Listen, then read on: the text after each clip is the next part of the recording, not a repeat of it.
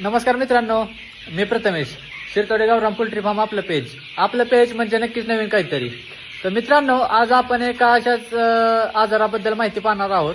तर मित्रांनो, आता हिवाळा चालू आहे आणि 90% फार्मवरती CRD हा आजार जास्त प्रमाणात चालू आहे. तर आता CRD हा आजार म्हणजे काय, तर CRD म्हणजे क्रोनिक रेस्पिरेटिव्ह डिसीज म्हणजेच सर्दी.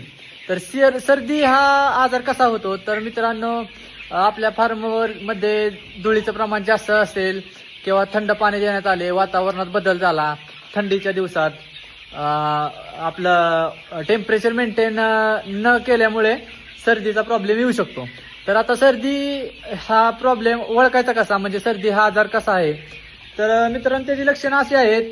तर नाकातून चिकट पाणी येणे, परत घशातून असा खरखर असा आवाज येणे, तोंड उघडून श्वास घेणे, आकाशाकडे बघून श्वास घेतात कोंबड्या, वजन कमी होतं कोंबड्याचं.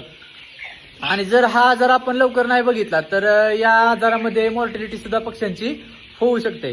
तर ही लक्षणं आहेत सर्दीची. तर आता यावरती औषध उपचार म्हणजे काय, तर मित्रांनो आपण पाहू शकता. तर तुम्हाला मी आता व्हिडिओ झाल्यानंतर व्हिडिओच्या शेवटी मी तुम्हाला त्या बॉटलचा किंवा औषधाच्या बॉटलचा फोटो दाखवतो. तर मित्रांनो, ATN लिब्रो हे औषध सर्दीसाठी आहे. तर ते आपल्याला 1 मिली 10 kg बॉडी वेटसाठी वापरायचं आहे. तर ते आपण ड्रिंक डोस करू शकतो. तर मित्रांनो, ते औषध बायोफार्मा कंपनीचं येतं.